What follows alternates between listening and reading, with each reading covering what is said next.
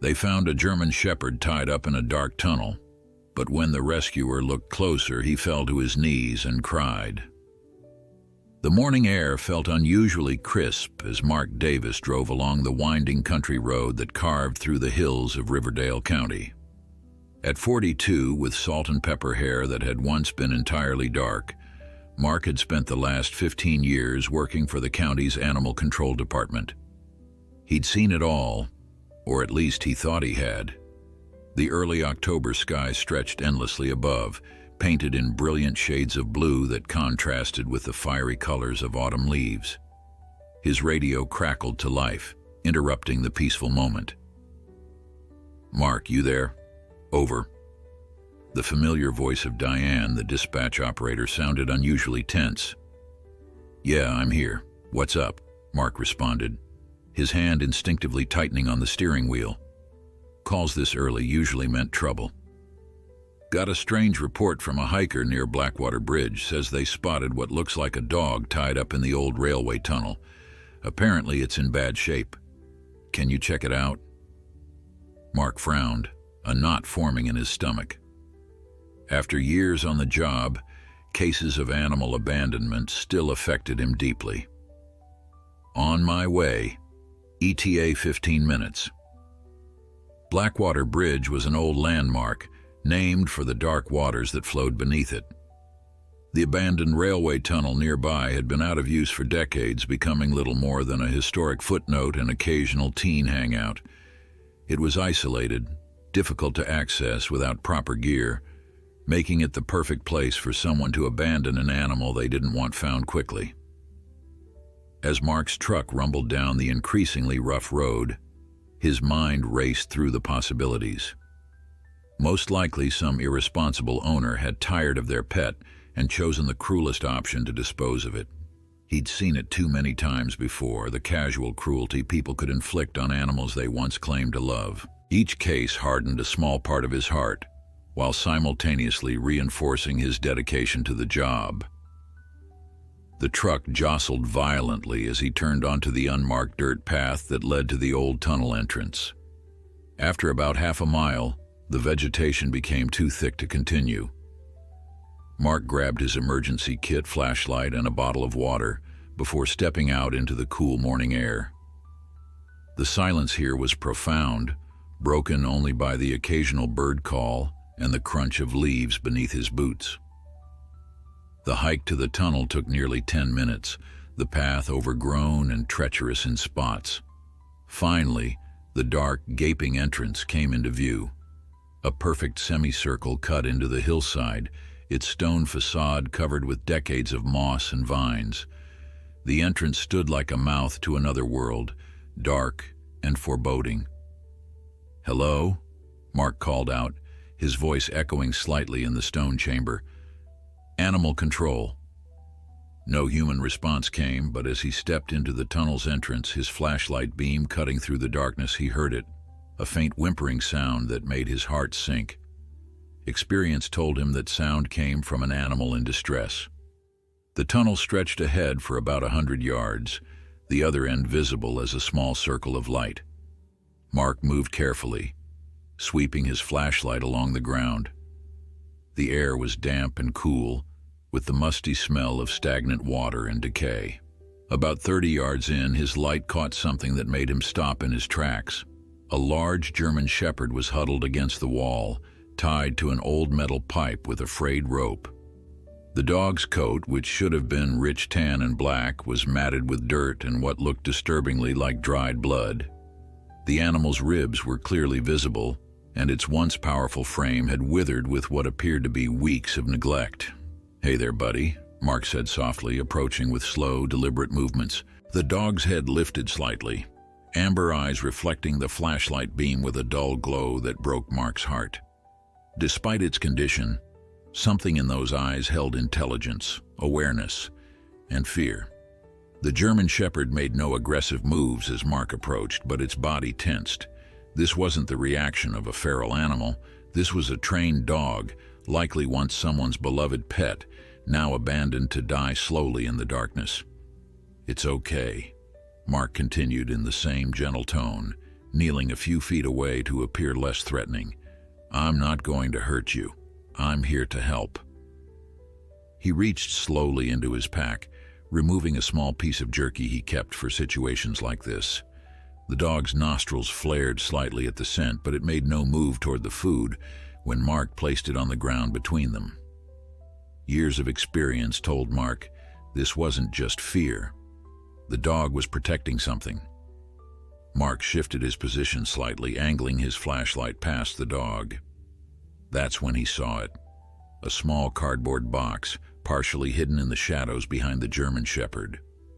Despite its weakened state, the dog positioned itself between Mark and the box, a low growl rumbling in its throat. "Easy there," Mark soothed. "Let me see what you got there, okay?" It took nearly 20 minutes of patient coaxing, offering small bits of food and water, before the German Shepherd finally allowed Mark to edge closer. The dog's eyes never left him, watching with an intensity that spoke of something beyond mere animal instinct. This was devotion, protection, purpose. When Mark finally reached the box, the dog's posture changed.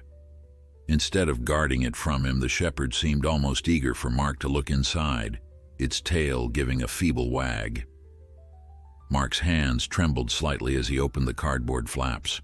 The flashlight beam illuminated the contents, and the breath caught in his throat. Nestled inside on a dirty blanket were 3 tiny puppies, their eyes not yet open, whimpering weakly.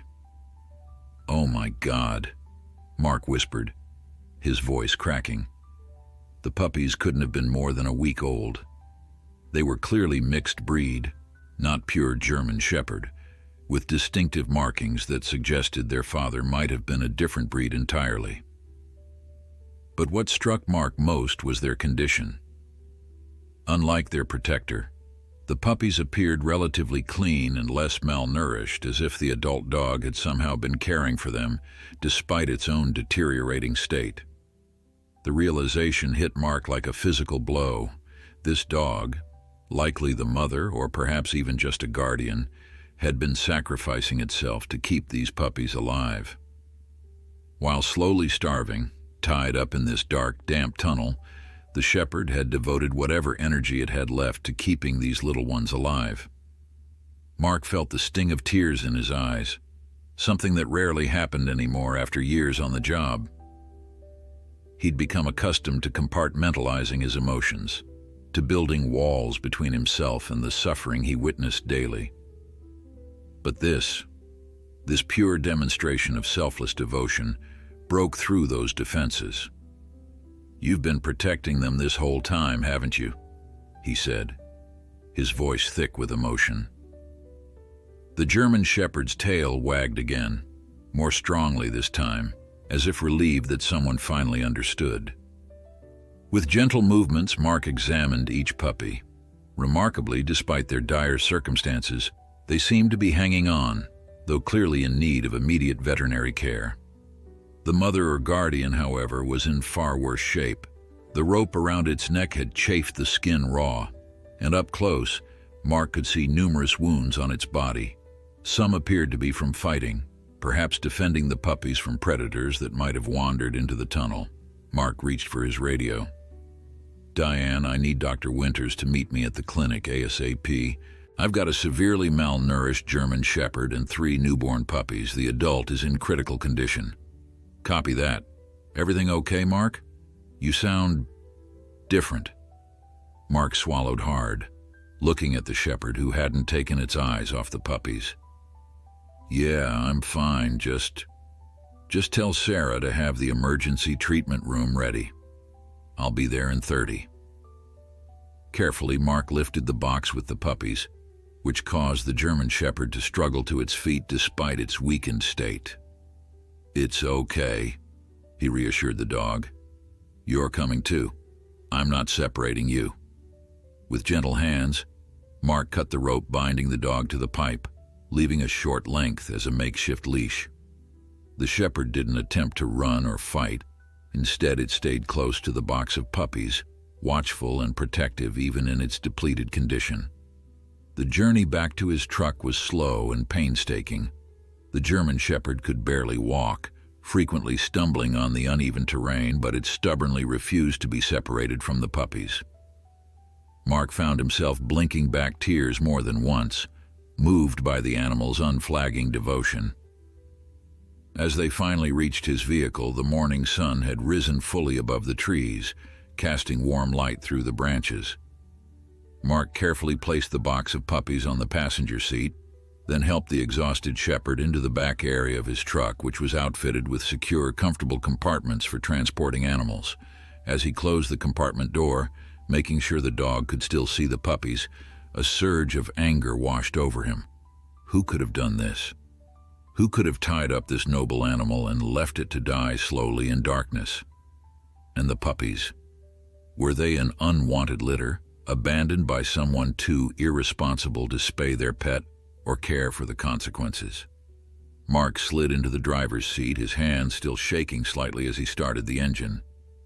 In 15 years with animal control, he'd developed a thick skin, a necessary defense mechanism in a job that regularly exposed him to the darker side of humanity's relationship with animals. But sometimes a case broke through those defenses, reminding him why he'd chosen this path in the first place. This was one of those cases. As Mark drove carefully toward the clinic, he made a silent promise to the brave shepherd, watching vigilantly from the back of his truck. Whatever it took, he would make sure these animals got their second chance, and somehow he would find the person responsible for this cruelty. What he didn't realize was that this rescue was just the beginning of a story that would change not only his life but the lives of an entire community.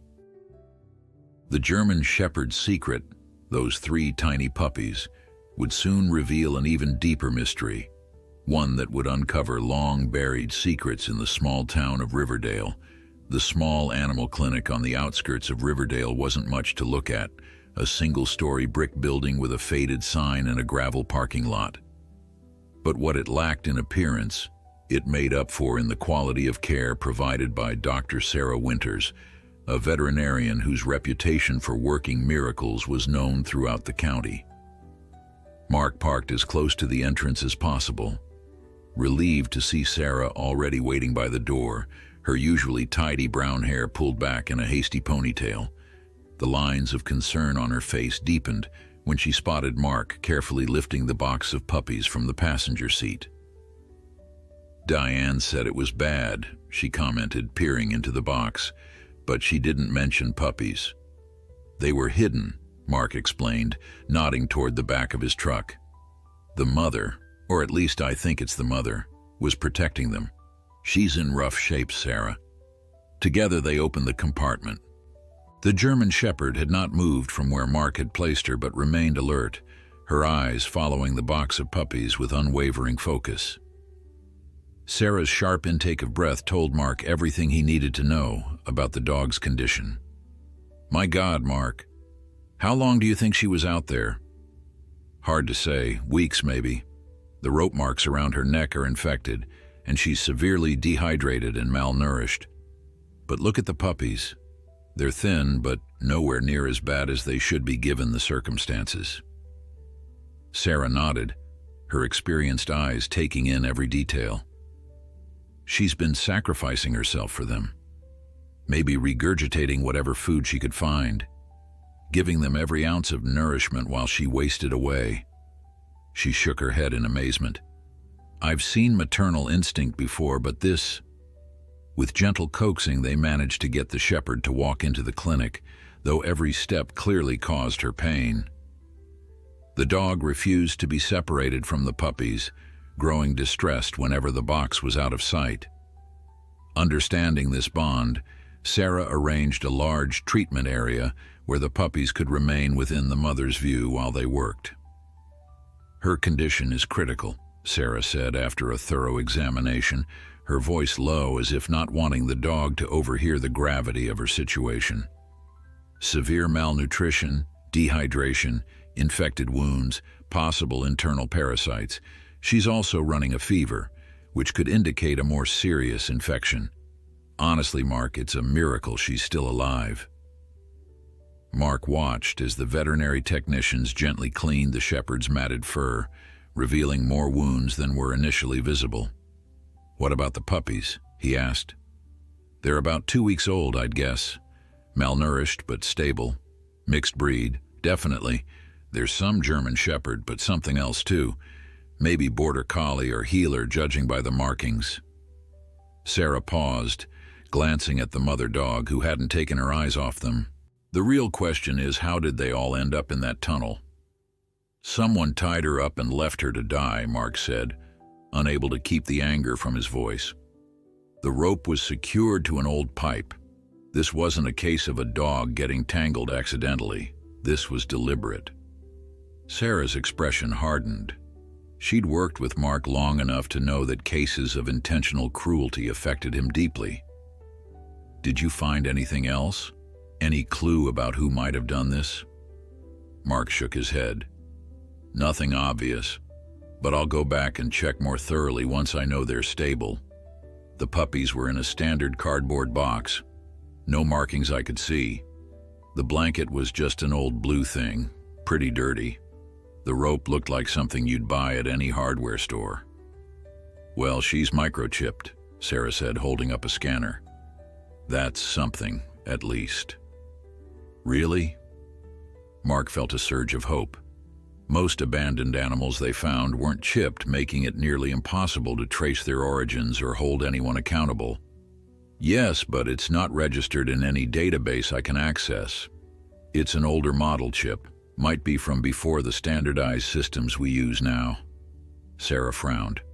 "I'll make some calls, see if we can track down the manufacturer." For the next 2 hours, they worked steadily to stabilize the German Shepherd. An IV delivered much-needed fluids and antibiotics, while Sarah carefully cleaned and treated each wound. The puppies were examined, hydrated, and placed in a warming box within the mother's sight. Throughout it all, the dog remained calm, as if understanding they were trying to help. "She's incredibly well-trained," Sarah noted as she finished bandaging a particularly nasty wound on the dog's flank. "Even in this state, she's responding to basic commands. Someone invested time in training her." "Which makes abandoning her even more despicable," Mark muttered. By early afternoon, the immediate crisis had passed. The German Shepherd, though still in serious condition, was stable enough that Sarah felt cautiously optimistic. The puppies were feeding from bottles offered by the vet techs, growing stronger by the hour. "I need to get back to that tunnel," Mark said, washing his hands at the sink. "There might be something I missed, some clue about who did this." Sarah nodded, understanding his need to investigate. "We've got things under control here. I'll call you if anything changes." Before leaving, Mark knelt beside the treatment table where the shepherd lay, her eyes heavy with medication, but still alert enough to acknowledge his presence. "I'm going to find who did this to you," he promised quietly, gently stroking her head. "You're safe now, you and your puppies both." The dog's tail thumped weakly against the table, just once, but enough to make Mark's throat tighten with emotion.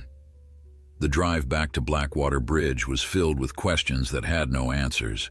Who would abandon a clearly well-trained, purebred German Shepherd? Were the puppies hers? Or had she somehow found them and taken on their care? And why leave them in such a remote location, virtually ensuring a slow, agonizing death?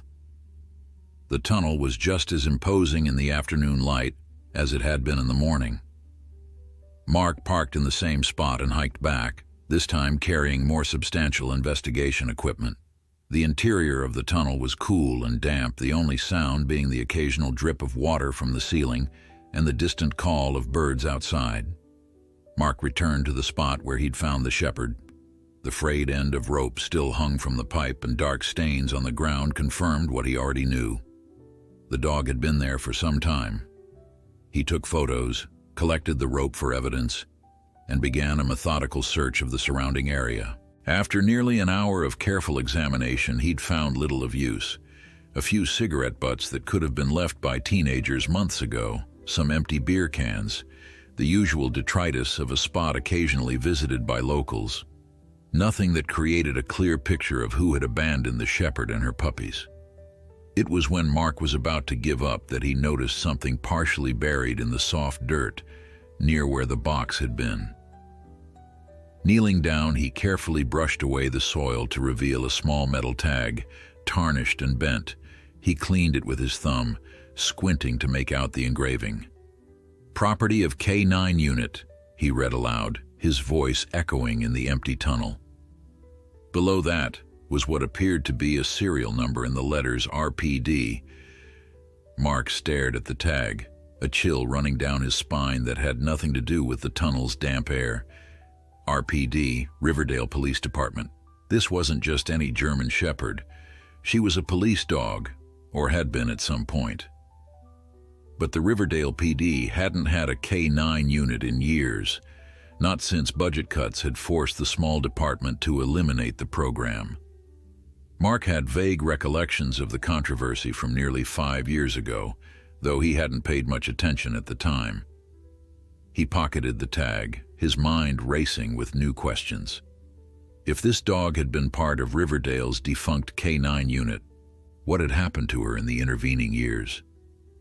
How had she ended up abandoned in this tunnel? And most puzzling of all, who would want to dispose of a former police dog in such a cruel manner? Mark took one last look around the tunnel, a sense of unease settling over him. What had initially seemed like a straightforward case of animal abandonment, albeit a particularly cruel one, now felt like something more complex, something with deeper implications. His instincts, honed by years on the job, told him this wasn't just about animal cruelty. There was something more here, something hidden, perhaps something dangerous. As he hiked back to his truck, Mark made a decision. Before taking this to the police, he needed more information. If this dog had indeed been part of Riverdale's K9 unit, there would be records, people who remembered her. The tag in his pocket felt heavy, a physical reminder of a mystery that had literally emerged from the darkness.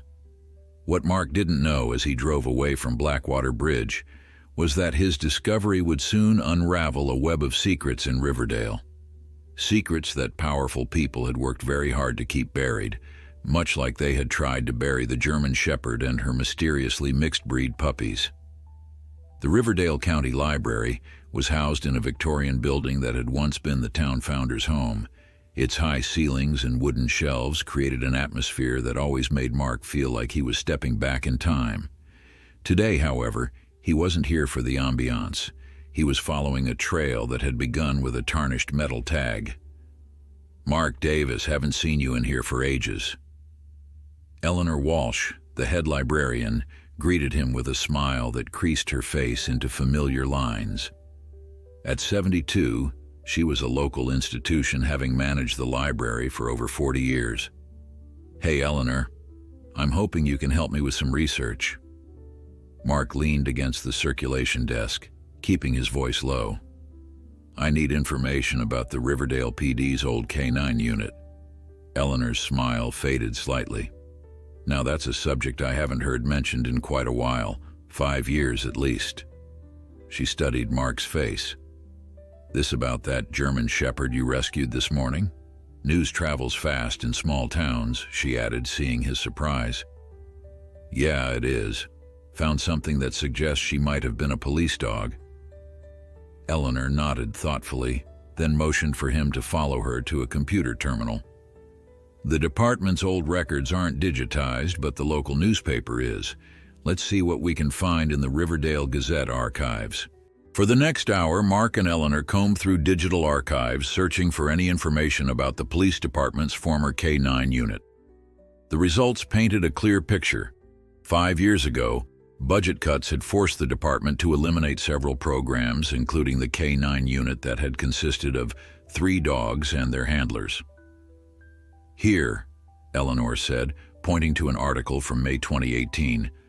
"There were 3 dogs in the unit: Rex, a Belgian Malinois, Bullet, a Dutch Shepherd, and Echo, a German Shepherd specially trained in narcotics detection."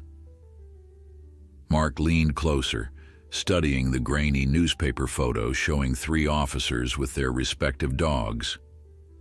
Echo stood alert beside Officer James Harden, her posture perfect, eyes intelligent and focused.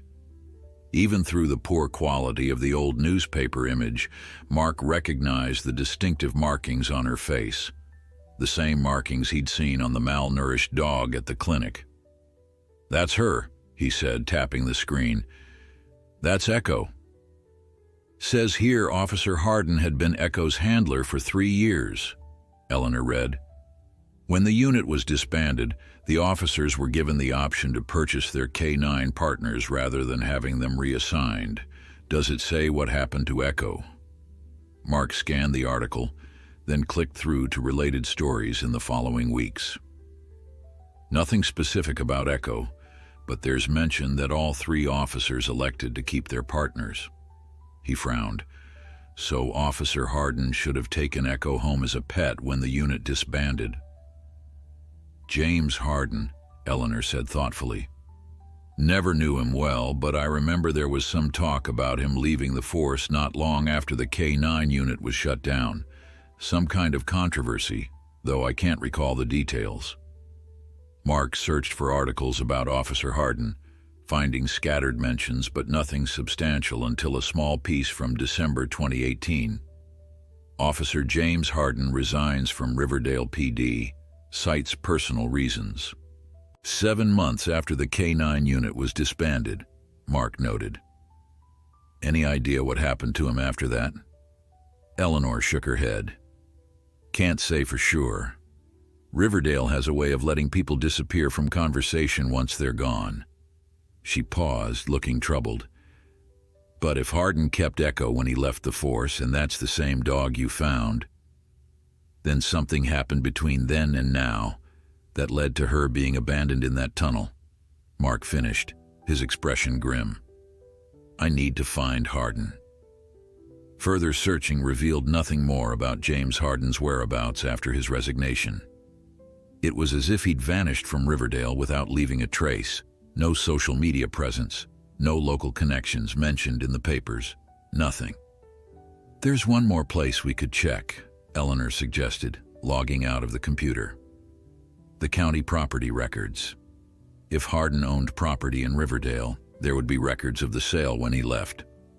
The property records were kept in a small room at the back of the library, rows of bound volumes organizing decades of Riverdale's history through land transactions. Eleanor efficiently located the relevant time period and began scanning the entries. "Here we go," she said after several minutes.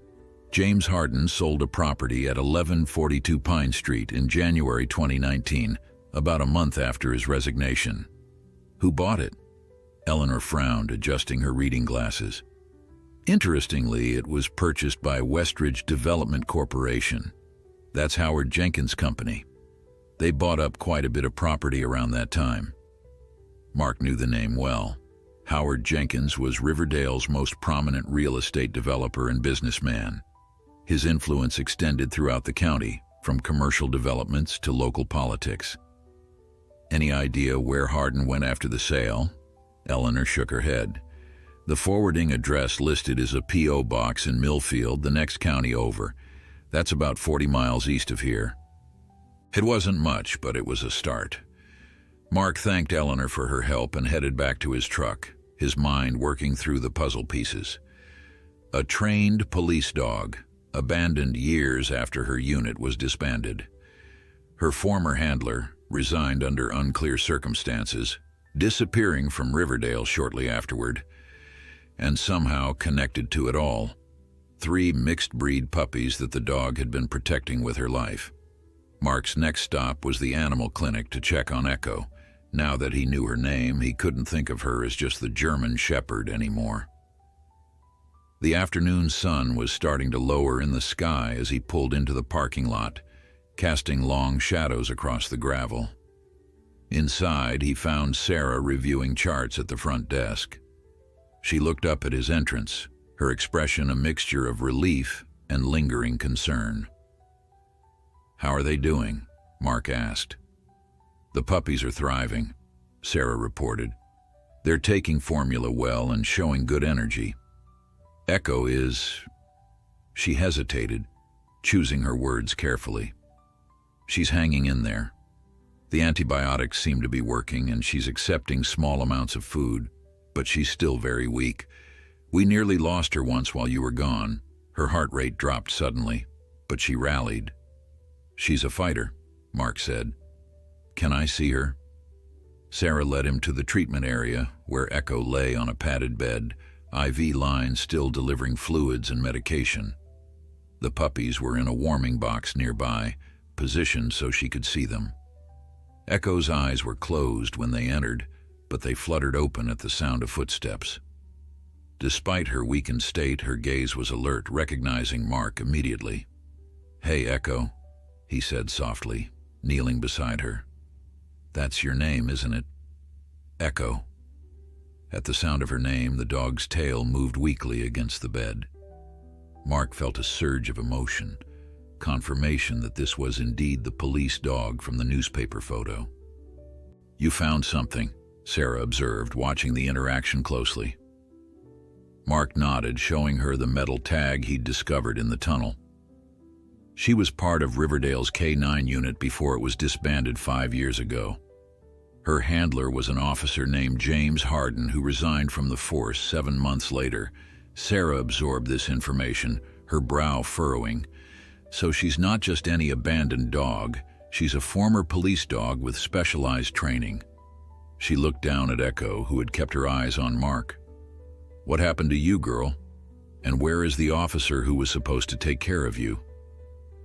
"That's what I intend to find out," Mark said, his voice hardening with determination. "Tomorrow, I'm driving out to Millfield to see if I can track down James Harden. If he was her handler, he might know how she ended up in that tunnel, or he might be responsible for putting her there." Echo's eyes stayed fixed on Mark, an intelligence in them that seemed almost human. Mark had worked with enough animals over the years to recognize that Echo understood far more than an ordinary dog would. She had been trained to detect narcotics, to follow complex commands, to work in high-stress situations. And somehow she had ended up abandoned, starving, yet still fulfilling a duty, protecting 3 small puppies that might not even be her own. "What's the plan for tonight?" Mark asked, reluctant to leave, but knowing he needed rest before tomorrow's investigation. "I'll stay with them," Sarah said. "I've got a cot in my office. We'll continue the IV antibiotics and fluids, try to get her to eat a little more and monitor her condition overnight."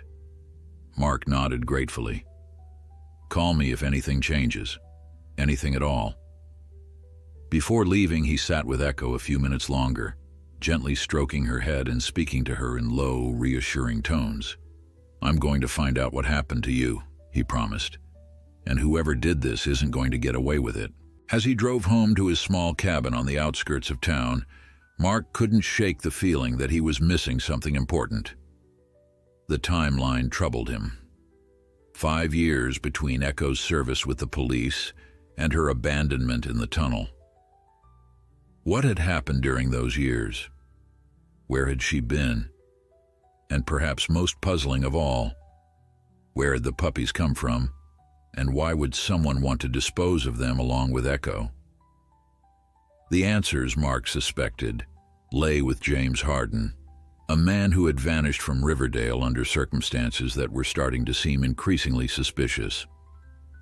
Tomorrow's trip to Millfield might shed light on those questions, but Mark's instincts told him this case was about to get much more complicated and potentially dangerous. Millfield was the kind of town that had once thrived on industry, but now clung to existence through sheer stubbornness. Main Street featured more empty storefronts than businesses, and the few people Mark saw walking the sidewalks moved with the unhurried pace of those who had nowhere particularly important to be. The post office, housed in a brick building that had seen better days, was his first stop. The clerk behind the counter, a middle-aged woman with a name tag reading Brenda, looked up from her computer as Mark approached. Her expression was polite but weary, the look of someone who had answered too many questions over too many years. "Good morning," Mark said, offering his most disarming smile. "I'm hoping you might be able to help me locate someone. I'm trying to find James Harden. He had a P.O. box here about 4 years ago." Brenda's expression remained neutral, but Mark detected a slight narrowing of her eyes at the mention of Harden's name. "I'm sorry, but we can't give out information about our customers. Privacy policy." Mark had anticipated this response. He slid his animal control ID across the counter. "I understand. This is actually an official inquiry. We found a dog that we believe belonged to Mr. Harden, and we need to contact him regarding its welfare." It wasn't a complete lie. Echo had indeed belonged to Harden, and they did need to contact him about her. Mark simply omitted the part about suspecting Harden might be responsible for her abandonment. Brenda studied his ID, then glanced over her shoulder to ensure no one else was within earshot. "I remember Jim Harden," she said, her voice lowered. "Came in every couple of weeks to check his box. Former cop from Riverdale, kept to himself mostly. But he hasn't been around for almost 3 years now. Do you know where he went, or where he was living while he had the P.O. box?" She hesitated, clearly weighing the boundaries of postal confidentiality against her desire to be helpful. "I shouldn't say, but..." she sighed. "He mentioned once he was living at the Pine View Apartments on the edge of town. Said the P.O. box was just so his ex couldn't find him. Seemed pretty adamant about staying under the radar." "His ex?" Mark prompted, sensing potentially useful information. "That's all he said. Never mentioned a name." Brenda shrugged. "The Pine View is about 2 miles east, past the old factory site. Can't miss it. Only apartment building in Millfield still standing." Mark thanked her and headed back to his truck. The Pine View Apartments turned out to be a 3-story concrete structure with peeling paint and a partially collapsed chain-link fence surrounding the property. A sign near the entrance announced "Under New Management" in faded letters that suggested the change had occurred many years ago. The manager's office was empty, a handwritten note taped to the door indicating he'd be back at 3 p.m. Mark checked his watch, nearly 2 hours to wait. Rather than wasting time, he decided to canvass the complex, showing Harden's photo, which he'd printed from the newspaper archive. Most residents either didn't answer their doors or claimed no knowledge of James Harden. It wasn't until Mark reached apartment 2C that he found someone willing to talk. "Yeah, I remember Jim," said the elderly man, who introduced himself as Walter Green. "Lived in 3B for a while. Quiet guy, didn't socialize much, but he'd help me carry groceries up the stairs when my arthritis was acting up." "When did he leave?" Mark asked, leaning against the door frame of Walter's cluttered apartment. "Must have been, let's see, about 3 years ago now. Left kind of sudden-like. Had that big dog with him too, the German Shepherd. Beautiful animal, well-trained. Jim was real attached to her." Mark felt a pulse of excitement. "Echo? The dog was with him here?" Walter nodded, his roomy eyes lighting up with recognition. "That's right, Echo. Jim said she was his partner when he was on the force. Used to joke she was smarter than most people he'd worked with." "Did he ever mention where he was going when he left?"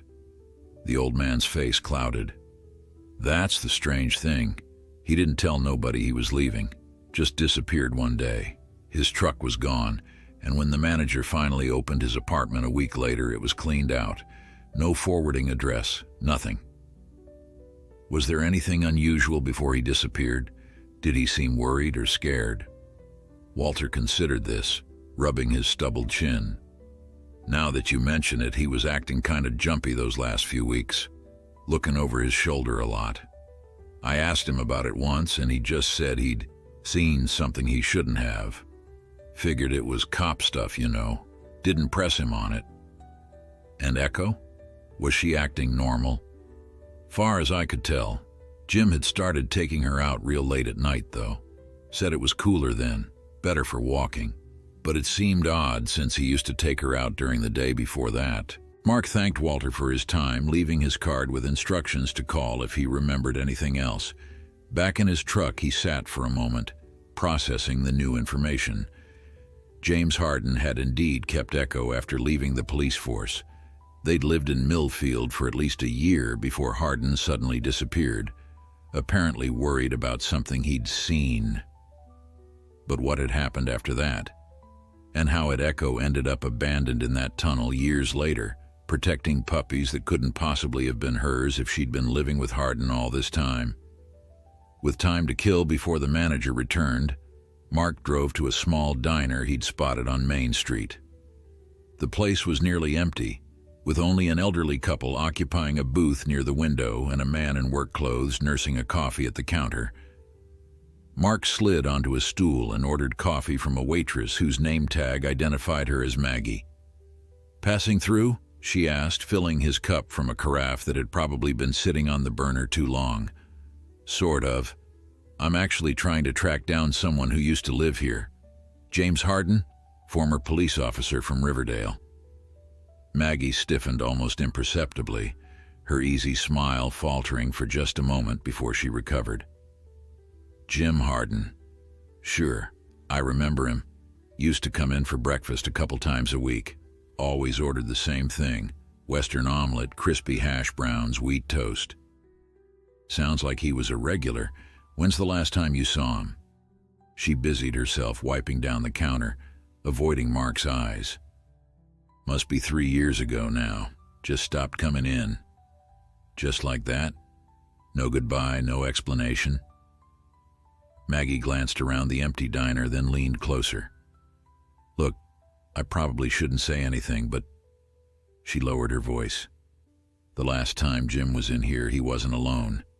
He was having a pretty intense conversation with Howard Jenkins." Mark nearly choked on his coffee. "Howard Jenkins? The developer from Riverdale?" She nodded. "That's the one. Big-shot businessman, drives that fancy black SUV. They were sitting in that back booth there, talking real quiet. Jim looked upset. Jenkins kept shaking his head like he was saying no to something." "How did it end?" "Don't know. I had to take care of other customers. When I came back, they were both gone. Jim left cash on the table like always.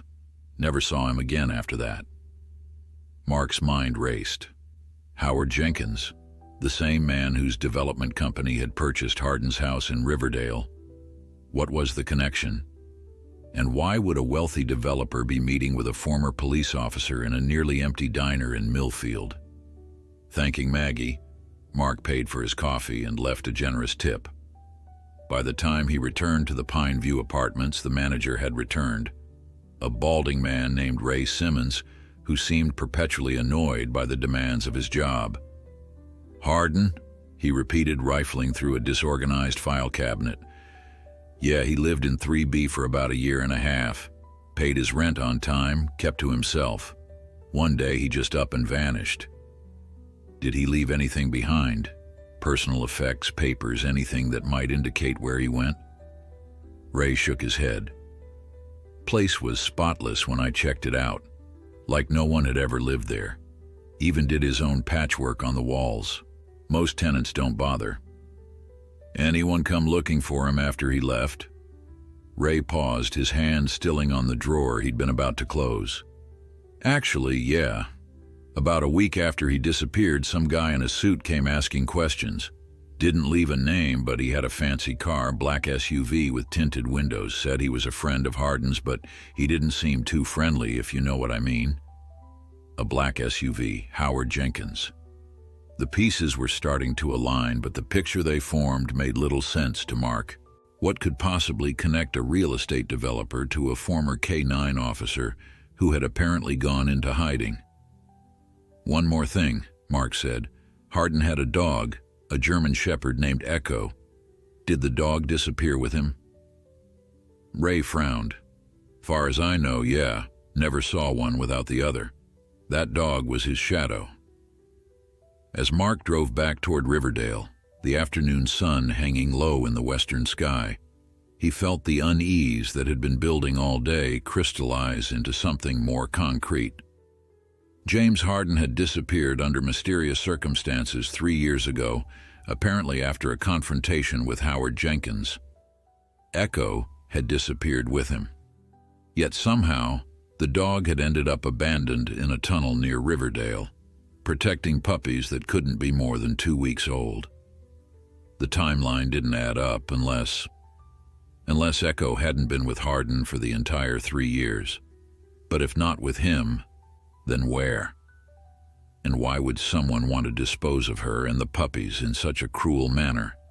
The answers, Mark suspected, might lie with Howard Jenkins. But approaching one of the most powerful men in Riverdale County with vague suspicions and a rescued dog wasn't going to be easy or safe. The animal clinic was quiet when Mark arrived back in Riverdale. The evening receptionist, a college student named Tyler, looked up from his textbook as Mark entered. "Dr. Winters is still here," Tyler said before Mark could ask.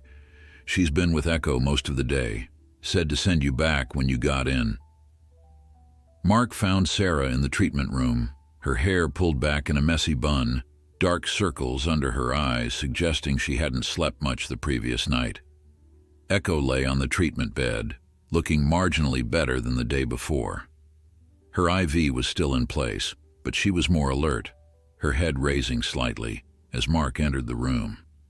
The box with the puppies had been replaced with a proper whelping pen positioned where Echo could easily see them. "How's she doing?" Mark asked, approaching the bed slowly. Sarah offered a tired smile. "Better. Her fever's down and she's eating small amounts on her own now. The antibiotics are working on the infections. She's still weak, but I think we're past the critical stage." Mark gently stroked Echo's head, noting that her eyes seemed clearer, more focused. "And the puppies?" "Thriving. They're strong little things. I've been letting Echo have supervised contact with them. Good for her morale, and they seem to recognize her scent." Mark watched as Echo's gaze shifted between him and the puppies, her vigilance never wavering despite her weakened state. "She was a police dog," he said, filling Sarah in on what he'd learned in Millfield. "Her handler, James Hardin, disappeared about 3 years ago under suspicious circumstances, apparently after some kind of confrontation with Howard Jenkins." Sarah's eyebrows rose. "Howard Jenkins? The developer?" "The same.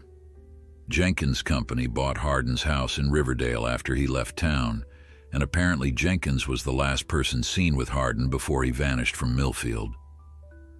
"That's strange," Sarah said carefully. "But it doesn't explain how Echo ended up in that tunnel with puppies that are only 2 weeks old." "No, it doesn't," Mark agreed, frustration evident in his voice. "I'm missing something important. Some connection I can't see yet." Sarah hesitated, then reached for a folder on a nearby counter. "Maybe this will help. The lab results came back on Echo's blood work, and there's something unusual." Mark took the folder, scanning the technical document with its columns of numbers and medical terminology. "What am I looking for?" "Look at the hormone levels." Sarah pointed to a specific line. "Echo has elevated levels of relaxin, a hormone present in female dogs during pregnancy, and for several weeks after giving birth." Mark's head snapped up. "Are you saying these really are her puppies?" "But that's impossible. She's been severely malnourished for weeks at least. She couldn't have successfully carried and delivered a litter in that condition." "No, she couldn't have," Sarah agreed. "But the hormone levels don't lie. She was pregnant relatively recently, within the last few months, I'd guess. But if these puppies are only 2 weeks old, they can't be from that pregnancy." Mark stared at Echo, who gazed back steadily. "So she had a litter, then somehow ended up caring for these puppies, which aren't hers, and then someone tied her up in that tunnel with them, leaving them all to die." "It seems that way," Sarah said quietly. "The question is, what happened to her own puppies?" The implications were disturbing. Mark recalled Walter's words about Hardin being jumpy in his final weeks in Millfield, saying he'd seen something he shouldn't have. What if that something was connected to Howard Jenkins? And what if Echo, who would have been with Hardin, had seen it too? "I need to talk to the police," Mark said finally. "This goes beyond animal abandonment now. We've got a missing person, suspicious circumstances, and potentially something worse." Sarah finished for him, her voice barely above a whisper. Mark nodded, his expression grim. "I'll go to the station first thing tomorrow morning. In the meantime, I think I should take Echo and the puppies somewhere safer." Sarah looked startled. "Mark, she's still recovering. Moving her could be risky." "Leaving her here could be riskier," he countered. "If someone went to the trouble of abandoning her in that tunnel, they didn't want her found, or they wanted her dead. If they realize she's been rescued and is being treated here, this might be the first place they look." Sarah couldn't argue with that logic. "Where would you take them?" "My cabin. It's isolated, hard to find unless you know where to look. I've got the space, and I can work from home for a few days to monitor her condition." After some discussion, they agreed on a plan. Sarah would discharge Echo into Mark's care, providing the necessary medications and detailed instructions for her continued treatment. Mark would take Echo and the puppies to his cabin that night, under cover of darkness, using his personal vehicle rather than the animal control truck that might be recognized. While Sarah prepared the discharge papers and medications, Mark stepped outside to make a call. Chief Michael Rodriguez of the Riverdale Police Department was an old friend. They'd gone to high school together before Mike joined the force and Mark went into animal control. Despite the late hour, Mike answered on the third ring. "Mike, it's Mark Davis. Sorry to call so late." "Mark? Everything okay?" Mike's voice held genuine concern. "Not exactly. I need to talk to you, officially, but not at the station. It's about a case I'm working, and I've got reason to believe there might be complications if I come through official channels." A pause. "Sounds serious. What kind of case?" "It started as animal abandonment, but I think it might be connected to a missing person, James Hardin, former K-9 officer, and possibly to Howard Jenkins." The silence on the other end of the line stretched for several seconds. "Hardin," Mike finally said, his voice noticeably cooler. "That's a name I haven't heard in a while." "So you remember him?" "Of course I remember him. He was a good officer until he started making wild accusations and drinking too much. Left the force because he couldn't handle the K-9 unit being disbanded." Mark frowned at this characterization, which differed from the information he'd gathered so far. "Mike, I found his dog, Echo. Someone tied her up in the old railway tunnel at Blackwater Bridge and left her to die." Another long pause. "You sure it's the same dog?" "Positive. She's microchipped, and I found her K-9 unit tag in the tunnel. She was protecting 3 puppies that aren't even hers." Mike sighed heavily. "Look, Mark, Hardin was unstable when he left. Paranoid. Started saying things about corruption, cover-ups. Classic signs of someone cracking under pressure. If you found his dog, it's more likely he abandoned her himself than anything sinister." Mark was taken aback by his friend's dismissive tone. "Mike, you know me. I wouldn't call you like this if I didn't think something was wrong. Hardin disappeared from Millfield 3 years ago after a meeting with Howard Jenkins. Now his dog shows up nearly dead, protecting puppies that aren't hers. Something doesn't add up." "Jenkins is one of the most respected businessmen in the county," Mike replied, an edge of warning in his voice. "Be careful about making accusations, Mark, that's all I'm saying." "I'm not making accusations. I'm trying to investigate what happened to a dog in my jurisdiction, and I'm finding some disturbing connections. I thought you'd want to know." "I appreciate the call," Mike said, his tone making it clear he didn't appreciate it at all. "But this sounds like an animal control matter, not a police one. Unless you've got concrete evidence of a crime against a person, there's not much we can do." Mark ended the call feeling unsettled. Mike's reaction had been unexpectedly defensive, particularly about Howard Jenkins. It was another piece of the puzzle that didn't quite fit. By the time Mark had helped Sarah load Echo and the puppies into his personal SUV, night had fallen completely. The October air had a bite to it, and Mark could see his breath forming small clouds as he carefully arranged blankets around Echo in the back of the vehicle. "I'll check in tomorrow," Sarah promised, handing him a bag of medications and supplies. "Call me if anything changes with her condition." Mark nodded, closing the rear door gently. "Thanks for everything, Sarah. I know this is beyond your normal duties." She smiled tiredly. Nothing about this case has been normal from the start. As Mark drove through the darkened streets of Riverdale toward the outskirts of town, he checked his rearview mirror frequently, half expecting to see headlights following him. Echo lay quietly in the back, her eyes open, watching the passing scenery through the windows. The puppies were secure in their carrier, occasionally making soft, whimpering sounds that Echo responded to with alert attention.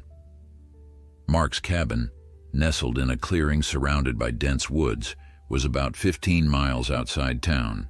It was modest but comfortable. A large main room with a stone fireplace, a small kitchen, one bedroom, and a screened porch that wrapped around two sides. Most importantly, it was accessible only by a winding dirt road that wasn't marked on most maps. As he pulled up to the cabin, the headlights illuminating the weathered wooden exterior, Mark felt a mixture of relief and apprehension. For tonight, at least, Echo and her charges would be safe. But tomorrow he would need to continue unraveling a mystery that seemed to grow more dangerous with each new discovery. What Mark didn't know as he carefully carried Echo into the cabin was that his phone call to Chief Rodriguez had set in motion events that would bring the danger directly to his door, and much sooner than he expected. Dawn broke over Mark's cabin in a wash of pale gold and pink, the autumn light filtering through the trees surrounding the clearing. Mark had slept fitfully, waking every few hours to check on Echo and the puppies. He'd set up a comfortable area in the main room, transforming his old sofa into a makeshift bed for Echo, with the puppy carrier nearby, ensuring she could see them at all times. To his relief, Echo had settled in quickly, seeming to understand she was in a safe place.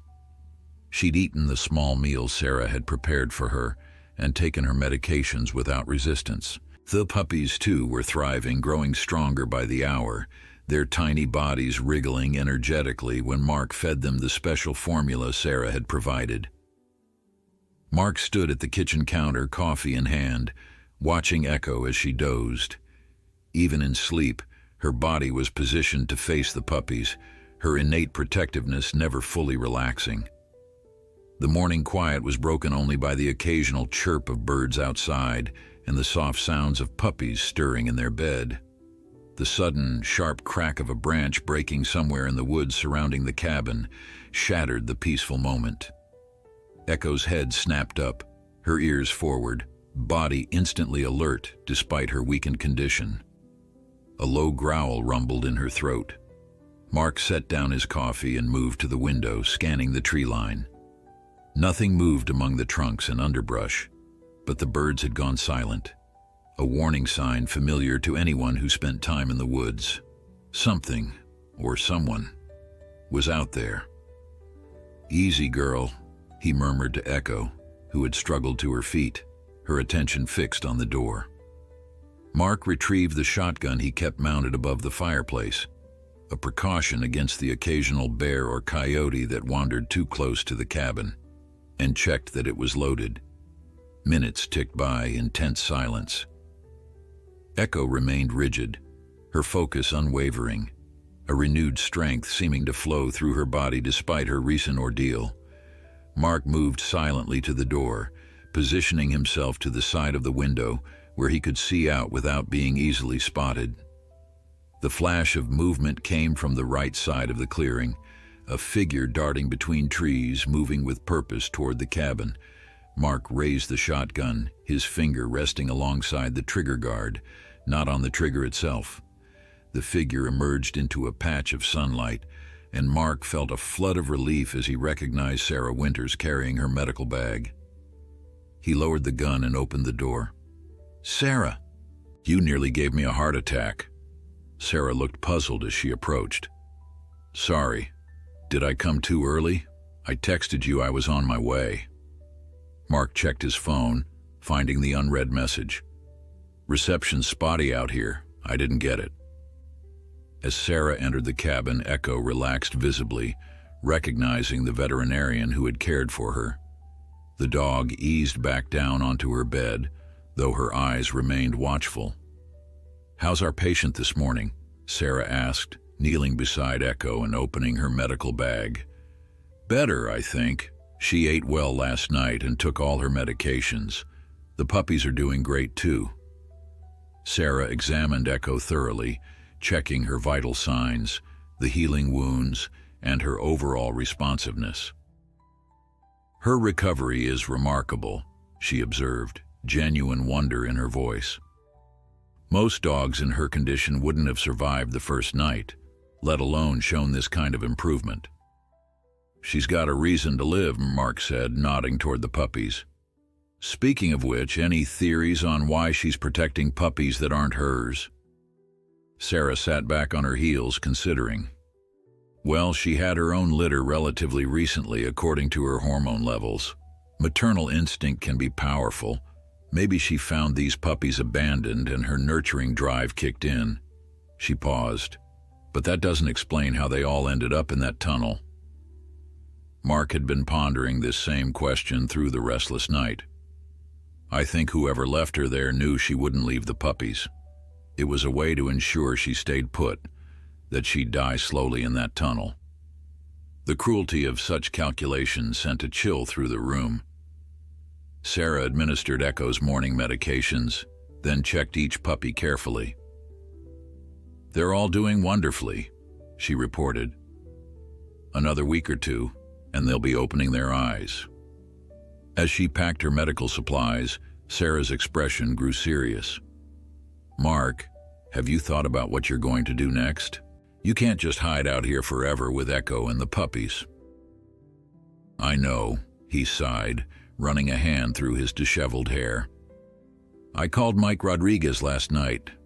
Thought he might help investigate the connection to Hardin's disappearance. But he was dismissive, almost defensive, especially when I mentioned Howard Jenkins." Sarah frowned. "That's odd. Mike's usually so thorough about potential cases." "Exactly. It felt wrong, like he was warning me off rather than taking my concerns seriously." Before Sarah could respond, Echo suddenly tensed again, a warning growl building in her throat. This time, the sound of an approaching vehicle was unmistakable. Tires on the gravel drive leading to the cabin. Mark moved quickly to the window. A black SUV with tinted windows was pulling up alongside Sarah's car. His heart sank as he recognized the Riverdale Police Department shield on the door. Chief Michael Rodriguez stepped out, his expression grim. He wasn't alone. Howard Jenkins emerged from the passenger side, his tall frame imposing in an expensive suit that looked absurdly out of place in the wooded setting.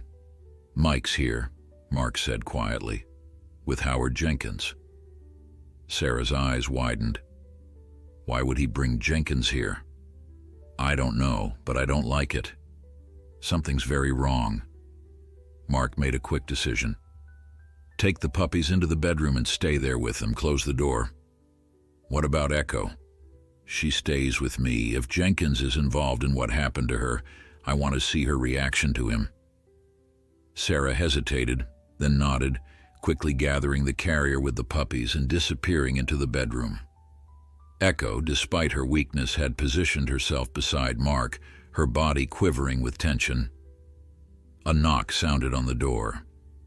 Mark took a deep breath, set the shotgun aside but within reach, and opened it. "Mike," he acknowledged coolly, deliberately ignoring Jenkins. "This is a surprise." "Mark," Rodriguez nodded. "We need to talk. May we come in?" Mark stepped back, allowing them to enter but maintaining a position between them and Echo, who was now emitting a continuous low growl. The moment Jenkins crossed the threshold, her growl intensified, her hackles rising despite her weakened state. Jenkins eyed the dog with an expression that mingled surprise and something harder to read, calculation perhaps, or concern. "That's Echo, isn't it?" he said, his voice cultured, carrying the confidence of a man accustomed to authority. "I was told you found her in quite a state." "You know Echo?" Mark asked, careful to keep his tone neutral even as suspicion flared within him. Jenkins nodded, seeming unperturbed by the dog's obvious hostility. "I knew her former handler, James Harden. Tragic situation." "Tragic how?" Mark pressed. Rodriguez interjected, his posture stiff. "Mark, Mr. Jenkins is here because he may have information about the dog's background. He's been very concerned since hearing of her discovery." "Is that so?" Mark couldn't keep the skepticism from his voice. "Interesting, since the last person seen with Harden before he disappeared was Mr. Jenkins here." A flash of something, annoyance, anger, crossed Jenkins' face before his smooth veneer returned. "James Harden was a troubled man, Mr. Davis. He approached me with some, let's call them concerns, about certain business dealings in Riverdale. Concerns that were entirely unfounded, I might add. I tried to help him, offered him a job in my security division, but he was already sliding into paranoia by then. And the dog? How did Echo end up tied in that tunnel?" Jenkins spread his hands in a gesture of innocent bewilderment. "I have no idea. After Harden disappeared, and yes, I was likely the last person to speak with him, I assumed he'd taken the dog with him." Echo's growl had not subsided. If anything, it had deepened, her eyes fixed on Jenkins with unmistakable recognition and hostility. "She seems to remember you," Mark observed. "And not fondly." Jenkins' smile tightened. "The dog is clearly traumatized and confused. Chief Rodriguez informs me you've taken her without proper authorization. She should be in official custody while her ownership is determined." "Her owner abandoned her in a tunnel to die," Mark shot back, anger rising. "That forfeits any claim to ownership in my book." "Nevertheless," Rodriguez said, his tone making it clear he was speaking officially now, "the dog needs to come with us, Mark. Mr. Jenkins has expressed willingness to cover her medical expenses and ensure she's properly cared for." Mark stared at his old friend in disbelief. "You can't be serious, Mike. She's a key piece of evidence in a potential criminal case, abandonment at minimum, possibly connected to Harden's disappearance." "A case with no evidence beyond conjecture," Rodriguez countered. "Mr. Jenkins has kindly offered to help, and as chief of police, I'm authorizing the transfer of the animal to proper facilities." The standoff was interrupted by Echo, who, despite her weakness, had positioned herself firmly between Mark and the two visitors, her stance protective rather than threatened. This wasn't just the reaction of a frightened animal. This was a trained police dog responding to a perceived threat. As tension filled the small cabin, none of them noticed the faint sound of an approaching vehicle, moving slowly up the gravel drive with its engine barely audible as if deliberately trying to avoid detection. "The dog stays here," Mark said firmly, placing a protective hand on Echo's head.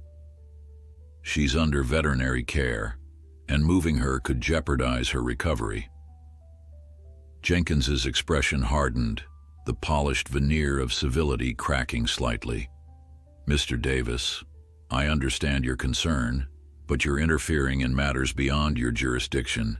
Echo is valuable property with specialized training." "Property?"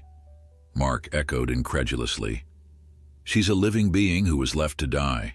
And you still haven't explained how you know she was found, or why you're so interested in her after all this time." Jenkins exchanged a look with Rodriguez. a silent communication that heightened Mark's suspicion. "Chief Rodriguez contacted me as a courtesy," Jenkins said smoothly. "Given my previous connection to Hardin, he thought I might be able to provide insight into the situation." Echo's growl deepened, her eyes never leaving Jenkins. Despite her weakened state, there was no mistaking the alertness in her posture, the recognition in her gaze. This wasn't fear. It was warning. "Mark," Rodriguez said, his voice taking on an edge of impatience, "don't make this more difficult than it needs to be. Mr. Jenkins has the resources to ensure Echo receives proper care, and his interest in her welfare is commendable." "Commendable?" Mark repeated, disbelief coloring his tone. "Mike, think about what you're saying. A police dog goes missing for years, then turns up half dead in a tunnel, and suddenly the last person to see her handler alive is eager to take possession of her? That doesn't strike you as suspicious?" Rodriguez's jaw tightened. "What strikes me as suspicious is your sudden interest in a 5-year-old case that was closed long ago. Hardin was unstable, Mark. He made accusations without evidence, became increasingly paranoid, and eventually went off the grid. It happens." "And the dog?" Mark persisted. "How do you explain Echo being abandoned in that tunnel?" Before Rodriguez could answer, the sound of a car door closing outside caught everyone's attention.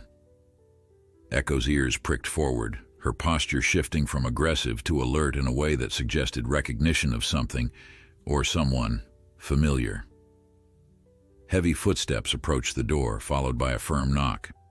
Mark hesitated, unwilling to take his eyes off Jenkins and Rodriguez. "You expecting someone else?" Rodriguez asked, his hand instinctively moving toward his service weapon. "No," Mark admitted. He moved cautiously to the door, positioning himself to see through the side window without being easily visible from outside. What he saw made him freeze momentarily. A tall, bearded man in a flannel shirt and worn jeans, his weathered face partially obscured by a baseball cap pulled low over his eyes. Something about the stance, the way the man held himself, struck Mark as vaguely familiar, though he couldn't place it. Making a split-second decision, Mark opened the door, keeping himself between the stranger and the room's occupants. "Can I help you?" he asked warily. The man's eyes flickered past Mark, widening slightly at the sight of Jenkins and Rodriguez. But it was when his gaze landed on Echo that his expression truly changed, a flash of emotion so powerful it transformed his face. "Echo," he whispered, his voice rough with feeling. The German Shepherd's reaction was immediate and unmistakable. Despite her weakness, she surged forward with a whine of recognition, pushing past Mark to reach the stranger. The man dropped to one knee, his hands gently cradling the dog's head as she pressed against him, her entire body quivering with excitement. "Hardin?" Rodriguez's stunned voice broke the moment. "James Hardin?" The man straightened slowly, keeping one hand on Echo's head, his eyes now hard as they fixed on Howard Jenkins. "Hello, Chief," he said coldly. "Howard, this is quite the reunion." Jenkins had gone perfectly still, his face draining of color. "James," he managed, his usual smooth confidence evaporated. "This is unexpected." "I bet it is," Hardin replied. "Finding Echo alive must have been quite a shock for you. Almost as much of a shock as seeing me, I imagine." Rodriguez had recovered enough to adopt an official stance. "James Hardin, where have you been for the past 3 years? You disappeared without a trace. There were concerns." "Concerns?" Hardin cut him off with a harsh laugh. "That's rich coming from you, Mike. Were you concerned when Jenkins here had me run off the road? When his men took Echo from me? Or were you too busy cashing his checks to worry about little things like attempted murder?" The accusation hung in the air like smoke. Mark felt as though he'd stumbled into the final act of a play without seeing what came before, yet Echo's reaction to Hardin left no doubt who he was. The dog hadn't left his side, pressing against his leg as if afraid he might disappear again. "That's a serious allegation," Rodriguez said stiffly. "Mr. Jenkins is a respected member of this community." "Mr. Jenkins is a criminal," Hardin shot back. "And you know it, Mike. You've been covering for him for years." Jenkins had recovered his composure, his expression now calculating. "James, you disappeared 3 years ago. If someone had tried to harm you, why not report it? Why run?" "Because reporting it to a corrupted police department wouldn't have helped," Hardin said bitterly. "And I didn't just run. I've been gathering evidence. Evidence about your drug operation, Howard. The one using construction materials from your development projects to smuggle product across county lines. The one I stumbled onto when Echo alerted to narcotics in one of your trucks during a routine traffic stop 5 years ago." Mark's mind raced to catch up. The picture was becoming clearer. Hardin, a K-9 officer with a narcotics detection dog, uncovering something that powerful people wanted to keep hidden. His paranoia and wild accusations suddenly seemed far more credible. Rodriguez's hand was now resting openly on his weapon. "That's enough, James. You need to come with me to the station. We can sort this out properly." "I don't think so," Hardin replied calmly. "Not when you're on Jenkins' payroll." The tension in the room had reached a breaking point when Sarah emerged from the bedroom, startling everyone. "I've called the state police," she announced firmly. "They're on their way. I've also been recording this entire conversation." She held up her phone, including Mr. Jenkins's implicit admission that he knows exactly who tied Echo up in that tunnel. Jenkins's face contorted with rage. "You have no idea what you're involving yourselves in," he hissed. "None of you do." "Actually," Hardin countered, "I have a very good idea. So do the federal agents who've been building a case against you for the past 2 years, with my help." For the first time, genuine fear flashed across Jenkins's face. Rodriguez looked from Jenkins to Hardin, indecision clear in his expression. "The puppies," Mark said suddenly, the final piece clicking into place. "They're why Echo was in that tunnel. What do they have to do with this?" Hardin's expression softened as he looked down at Echo. "After Jenkins' men took her from me, they used her for breeding. She has specialized training, valuable genetics. They were using her to create a new generation of detection dogs, ones they could train to ignore certain scents. When she escaped recently, she must have found those puppies, probably abandoned by whoever was running the operation. And they tried to eliminate both Echo and the evidence of what they were doing," Mark concluded, "by tying her up with the puppies, knowing she wouldn't leave them." Jenkins made a sudden move toward the door, but Echo was faster. Despite her weakened condition, years of police training took over. She positioned herself between Jenkins and the exit, her stance unmistakable. He wasn't going anywhere. "It's over, Howard," Hardin said quietly. "Those puppies Echo was protecting, their evidence, their DNA will prove they're part of the breeding program you've been running, the same program documented in the evidence I've been collecting for 3 years. The sound of vehicles approaching. Multiple engines, the distinctive rumble of police cruisers filled the clearing outside. Rodriguez looked trapped, his hand still hovering near his weapon, but his resolve clearly weakening. "Mike," Mark said, appealing to the man he'd once called friend, "it's not too late to do the right thing." Rodriguez stared at him for a long moment, then at Hardin and Echo before finally letting his hand fall away from his gun. "I never knew about any attempt on your life, James," he said quietly. "Jenkins told me you'd had a breakdown, that you were making things up. He had evidence, documents, witnesses." "All fabricated," Hardin replied. "He's good at covering his tracks, but not good enough." As the sound of car doors slamming outside announced the arrival of the state police, Echo finally relaxed slightly, leaning against Hardin's leg. Her mission, protecting those puppies, staying alive long enough for help to arrive, had been accomplished against impossible odds. The German Shepherd tied in that tunnel had indeed been hiding something. Not just puppies, but a truth that powerful men had tried desperately to bury. A truth that had nearly died in darkness, but instead would now see the light of day. The next several hours passed in a blur of activity.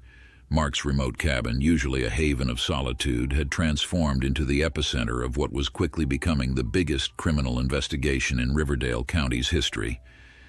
State police officers secured the scene, taking Howard Jenkins into custody, despite his blustering about lawyers and connections.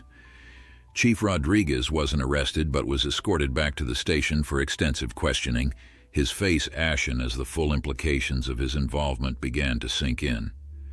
Through it all, James Hardin remained close to Echo, his hand rarely leaving her head, as if reassuring himself that she was really there.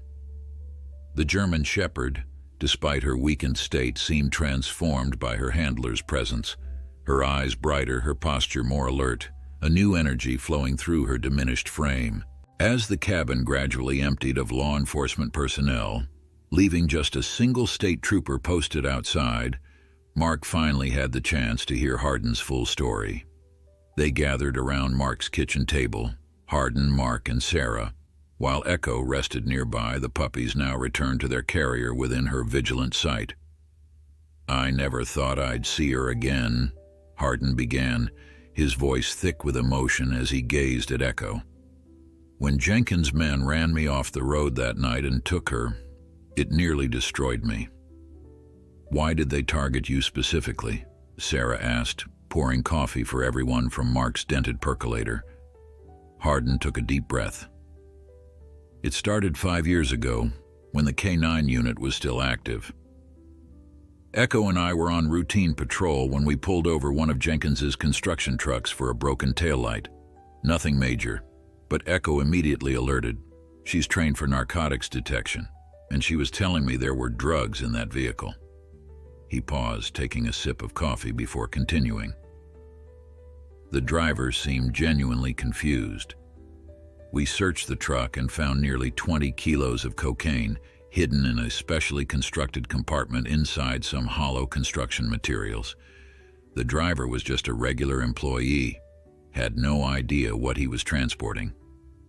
So Jenkins was using his legitimate construction business to move drugs," Mark said, pieces falling into place.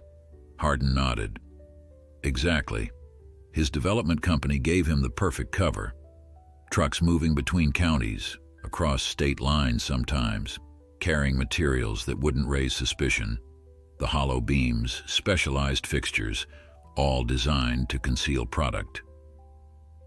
"But the department shut down the K9 unit shortly after this happened," Sarah observed. "That's right. Suddenly there were budget concerns. Chief Rodriguez announced cuts, and the K9 unit was first on the chopping block. I was suspicious, but couldn't prove anything. I kept Echo as a pet and started my own investigation quietly. And Jenkins found out," Mark guessed. "It took him almost 2 years," Hardin confirmed. "I'd gathered substantial evidence, photos, shipping manifests, even recorded conversations with a few lower-level players who didn't realize what they were involved in. I made contact with a DEA agent, started building a case." He looked down at Echo, gently stroking her head. "Then one night, driving home from Millfield, where I'd moved to stay under the radar, a black SUV forced me off the road. 2 men in masks dragged me from my car. They beat me pretty badly, told me to forget everything I knew about Jenkins if I wanted to live. They took Echo, said she was too valuable to waste." "Because of her training," Sarah said softly. "Yes, a narcotics detection dog with her skills and bloodline is worth tens of thousands of dollars. But it was more than that. They wanted to—" He hesitated, disgust clear on his face. "Breed her. Create puppies that could be trained for their operation. Dogs that would alert to certain substances, but could be trained to ignore others." Mark thought of the puppies now sleeping peacefully in their carrier. "But these aren't Echo's puppies." "No," Hardin agreed. "According to the information I've gathered, Echo had a litter about 6 months ago. Those puppies were kept by Jenkins' organization, but Echo escaped from their facility about a month ago. They've been looking for her ever since. How did you find out she'd been found? Sarah asked. I've maintained contacts in Riverdale, people feeding me information about Jenkins's operation. When word spread about a German Shepherd found in the Blackwater Bridge tunnel, I knew it had to be Echo. It was too specific, too unusual. But the puppies, Mark pressed. If they're not Echo's, where did they come from? Hardin shook his head. That's one thing I'm not entirely sure about. My guess is that Echo, after escaping, somehow found another facility where they were keeping dogs for the operation. Her maternal instincts would have been strong after having her own litter taken away. She might have rescued these puppies herself.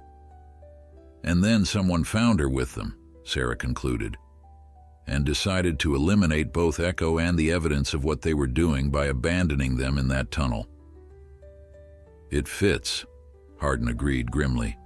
Jenkins wouldn't want loose ends, a trained police dog roaming free, potentially being found by someone who might recognize her, plus puppies that could be genetically linked to their breeding program. Mark remembered the condition they'd found Echo in, starving, wounded, yet stubbornly protecting those puppies. She must have been in that tunnel for weeks. And kept those puppies alive at the cost of her own health, Sarah added, professional admiration in her voice. It's remarkable. Hardin's eyes shone with pride and pain. That's Echo, loyal to the end. He turned to Mark, his expression solemn. I can never thank you enough for finding her. If you hadn't, just doing my job, Mark said, though they all knew it had become much more than that. The state trooper posted outside knocked briefly before opening the door. Mr. Hardin, the federal agents have arrived. They'd like to speak with you. Hardin nodded, rising from his chair. Echo immediately stood as well, staying close to his side.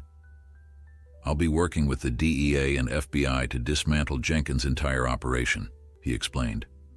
This goes beyond Riverdale. There are connections to larger distribution networks that they've been tracking for years. What happens now? Sarah asked. To Echo and the puppies? A small smile touched Hardin's face, the first genuine smile they'd seen from him.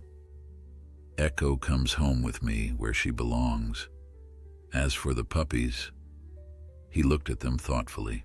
They'll need to be checked as evidence, their DNA tested to confirm their connection to the breeding program. But after that, they'll need good homes. His gaze shifted to Mark. Maybe someone who's already proven how far he'll go to protect them. The suggestion caught Mark off guard. He'd never considered himself a dog person, despite his work with animal control. His job had always been just that, a job. But these past few days had shifted something fundamental inside him. The image of Echo, half dead yet fiercely protective of those puppies, had touched something deep in his soul. I'll think about it, he said, though in his heart, he already knew the answer. As Hardin prepared to leave with the federal agents, he paused at the door, Echo at his side. This isn't over, he warned. Jenkins has connections, people who've profited from his operation. They won't go down without a fight. We'll be careful, Mark promised. Once Hardin and the agents had departed, the cabin felt strangely empty, despite the continued presence of the puppies. Sarah moved to check on them, her veterinary instincts taking over. They're doing wonderfully, she reported, the small creatures squirming under her gentle examination. Another day or two, and we can probably move them to your place permanently, if you're serious about keeping them. Mark hadn't realized he'd made the decision out loud, but he didn't correct her. Instead, he found himself asking, do you think I'd be good at it? Taking care of them, I mean. Sarah's smile was warm as she looked up at him. Mark, you risked your job and possibly your life to protect a dog you just found and puppies that weren't even hers. I'd say that makes you more than qualified. Outside, The afternoon sun filtered through the autumn leaves, casting dappled patterns across the cabin's weathered porch. The state police had established a protective perimeter around the property, a reminder that danger still lurked. Jenkins's operation had tentacles that reached far, and many questions remained unanswered. Yet inside, watching Sarah gently tend to the puppies, Mark felt a curious sense of peace amidst the chaos. Whatever came next, whatever threats still loomed, he knew with absolute certainty that finding Echo tied in that tunnel had changed everything, not just for the dog and her puppies, but for him as well. What he didn't yet realize was how much more would change in the days to come, as Jenkins's empire began to crumble, and the full extent of the corruption in Riverdale was finally exposed to the light. 2 weeks had passed since the dramatic confrontation at Mark's cabin, and Riverdale was a town transformed. The arrest of Howard Jenkins, whose criminal enterprise had apparently extended far beyond drug trafficking to include money laundering, bribery, and even suspected murder, had sent shockwaves through the community. Chief Rodriguez had resigned in disgrace, cooperating with federal authorities in exchange for leniency. Several other officers had been implicated as well, their arrests creating a crisis of confidence in local law enforcement that would take years to heal. But life continued as it always does, and for Mark Davis it had taken an unexpected turn. The 3 puppies, now 4 weeks old and growing rapidly, had indeed come home with him. His small apartment above the animal control office, once spartanly furnished and eerily quiet, now buzzed with the energy of new life. The puppies' eyes had opened, revealing intelligent gazes that seemed to hold more awareness than typical dogs their age. They were beginning to explore, their legs strengthening daily, their personalities emerging in ways that both delighted and occasionally exasperated their new caretaker. Mark had named them after much deliberation. Shadow, the darkest of the 3 with markings most resembling Echo; Chance, the mid-colored male who had been the weakest at rescue but now seemed determined to make up for lost time; and Hope, the smallest female with a distinctive white star on her chest. The names felt right, acknowledging both where they had come from and the future that now stretched before them. Sarah Winters had become a constant presence in Mark's life, stopping by daily to check on the puppies' development and provide guidance on their care. Her professional interest had clearly evolved into something more personal, both in relation to the puppies and, increasingly, to Mark himself. "They're gaining weight beautifully," she observed one evening, weighing Hope on a small scale in Mark's living room. "You'd never know they had such a rough start." Mark watched from the kitchen, where he was preparing dinner for both of them, a routine that had developed naturally over the past weeks. "They're resilient, like their foster mom." Echo and Hardin had visited several times, the German Shepherd's recovery progressing remarkably under her handler's care. Her reunion with the puppies had been emotional to witness. Her careful examination of each one, the gentle licks, the watchful gaze that seemed satisfied they were being properly cared for. The DNA tests had confirmed what they already suspected. The puppies were indeed part of Jenkins's breeding program, though not Echo's own offspring. "Have you heard from Hardin today?" Sarah asked, returning Hope to the playpen where her brothers were engaged in a tug-of-war with a soft toy. Mark nodded, turning down the heat under the pasta sauce he was stirring. "The indictments are coming down tomorrow, 17 people in total, including Jenkins' partners in 3 other counties. It's going to be even bigger than they initially thought." "I still can't believe all this was happening right under everyone's noses," Sarah said, accepting the glass of wine Mark offered her. "A drug operation using construction materials, corrupt police, a breeding program for detection dogs they could train to ignore certain substances. It sounds like something from a crime novel, not Riverdale County." "That's probably why it worked for so long," Mark replied.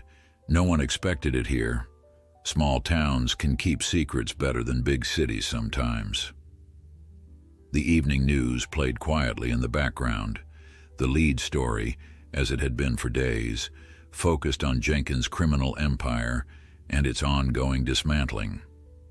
Footage showed federal agents carrying boxes of evidence from various properties connected to the developer, including a remote facility that had been identified as the location where Echo and other dogs had been kept for the breeding program.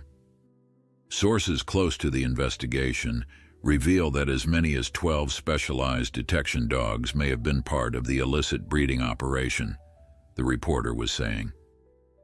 While most have been recovered, authorities are still searching for 3 dogs believed to have been sold to private security firms, possibly unaware of their connection to criminal activity. Mark turned down the volume as Shadow began whimpering for attention. He lifted the puppy, who immediately snuggled against his chest, a far cry from the nearly lifeless bundle he'd first discovered in that tunnel. "Do you ever wonder what would have happened if you hadn't found them that day?" Sarah asked, watching the interaction with a soft smile. Mark didn't need to consider his answer. "I try not to. Echo would have died there, protecting them until her last breath. The puppies would have followed soon after, and Jenkins' operation might still be running." "One small act of kindness that brought down an empire," Sarah mused. "There's something poetic about that." The puppies had begun to settle for the evening, their brief bursts of energy giving way to drowsiness. Mark and Sarah moved to the small balcony attached to his apartment, plates of pasta in hand, watching as the sun set over Riverdale. From this vantage point, they could see the town center, the courthouse where tomorrow's indictments would be announced, and in the distance, the hills where Blackwater Bridge and its tunnel stood as a silent witness to both cruelty and courage. "I've been thinking," Mark said after a comfortable silence, "about what happens next." Sarah looked at him questioningly. "With the puppies?" "With everything. My job, this place." He gestured to the small apartment. "The puppies will need more space as they grow, and if I'm going to train them properly, especially given their genetics and potential, I'll need room to work with them." "You're thinking of training them as detection dogs?" Sarah asked, surprised. "I thought you were just going to raise them as pets." Mark shook his head. "They have too much potential, too much of Echo in them, even if they're not her direct offspring." Hardin agrees. He's offered to help with their training once they're a bit older. "So, what are you considering?" "My grandfather left me some land outside town, about 10 acres with an old farmhouse that needs work. I've never done anything with it because it seemed too big for just me. But now..." He looked back through the glass door to where the puppies slept in their pen. "It might be perfect." Sarah's eyes brightened. "That sounds wonderful, Mark. A place where they can run and train with enough space for them to grow into whatever they're meant to be." "I'd need help, though," he continued, his voice taking on a note of uncertainty that was unusual for him. "Not just with the renovations, but with the dogs, their training, their care. It's a big undertaking." Their eyes met, the unspoken question hanging in the air between them. Sarah set down her wine glass, her decision clear in her expression even before she spoke. "Well, it just so happens that I've been considering a change too. The clinic in town is great, but I've always wanted to focus more on rehabilitation work, maybe expand into training therapy animals. A property like that could be perfect for both ventures." Mark's smile was slow and genuine. "Are you saying you'd want to be part of this, all of it?" Sarah reached across the small table, her hand finding his. "I'm saying that something extraordinary started the day you found Echo in that tunnel. Where it leads next, I'd like to find out together." The moment was interrupted by a soft whine from inside. Chance, the most vocal of the puppies, signaling he was awake and ready for attention. Mark and Sarah exchanged a look of amused resignation before heading back inside, where 3 pairs of eyes had indeed opened, 3 tails now wagging in greeting. As Mark knelt beside the pen, all 3 puppies crowded toward him, their small bodies wriggling with excitement. He felt Sarah's hand on his shoulder, a warm point of contact that carried promise and possibility. "I think they approve of the plan," she said softly. Outside, dusk had given way to the first stars of evening, pinpricks of light in the darkening sky. Somewhere in Riverdale, James Harden was likely preparing for tomorrow's indictments, Echo by his side, both finally on the path to justice. The tunnel where their story had nearly ended in tragedy now stood empty, its dark secrets exposed. And in a small apartment above the animal control office, new beginnings were taking shape, not just for 3 puppies who had narrowly escaped death, but for 2 people who had found each other through an act of rescue that had rippled outward, changing everything in its wake. Mark lifted Hope into his arms, the puppy's fur soft against his cheek. "What do you think, little one? Ready for a new adventure?" The puppy's answer was a small lick against his chin, simple and affectionate, carrying all the trust in the world. It was enough. More than enough. It was everything. 1 year later, the old farmhouse stood transformed, its weathered exterior restored to its former charm, its interior renovated to accommodate both human and canine residents. The 10 acres surrounding it had been partially fenced, creating training areas, exercise runs, and open spaces where 3 young dogs could explore safely. A wooden sign at the entrance to the long gravel drive proclaimed New Beginnings Canine Training and Rehabilitation Center, a name that acknowledged both what the place offered and the journey that had led to its creation. Mark stood on the wide front porch, coffee mug in hand, watching as Sarah worked with Hope in the main training area. At 1 year old, the puppy, though no longer truly a puppy, showed remarkable focus and intelligence. All 3 siblings did, their heritage as working dogs evident in their structure, temperament, and keen desire to learn. They were unique in appearance, their mixed genetics creating distinctive looks that set them apart from purebred German Shepherds, but the intelligence in their eyes and their natural working ability clearly showed Echo's influence, even without a direct genetic link. Shadow and Chance were racing along the perimeter of the far field, engaged in one of their regular games of chase, their powerful young bodies moving with the fluid grace of athletes in training. They were still playful, still young, but their potential was undeniable. Harden, who visited regularly to assist with their specialized training, had declared all 3 suitable for detection work if that was the path chosen for them. Mark smiled as Sarah gave Hope the command to search, watching the dog move methodically through the training course, seeking the hidden training aid that mimicked narcotic scent. The concentration in Hope's posture, the determination in her movements, it reminded him powerfully of Echo during those first days of her recovery, when despite her weakened state, her training and intelligence had remained undiminished.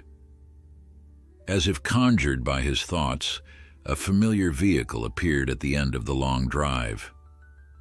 Mark recognized James Harden's truck immediately, and sure enough, Echo's distinctive face could be seen in the passenger window, alert and attentive, as always.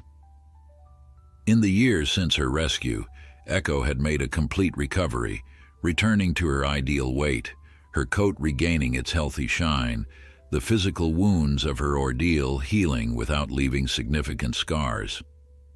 She had been officially retired from police work, but had found new purpose assisting Harden in his role as a consultant for law enforcement agencies implementing anti-corruption measures. The Howard Jenkins case had become one of the largest criminal prosecutions in the state's history, revealing a network of corruption that extended far beyond what anyone had initially suspected. Jenkins himself was serving a 30-year federal sentence, with additional state charges still pending.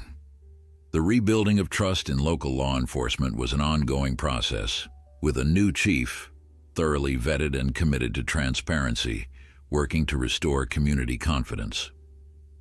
Harden parked near the house and released Echo from the truck. The German Shepherd immediately headed for the training area, her dignified bearing and purposeful trot Conveying her status as the elder statesperson of the canine community, Sarah paused her work with Hope as Echo approached, giving the command that released the younger dog from her task. Hope immediately bounded toward Echo, her entire body wriggling with excitement at seeing her former protector. The reunion between Echo and the three siblings was always touching to witness. Though not related by blood, the bond formed in those desperate days in the tunnel remained strong.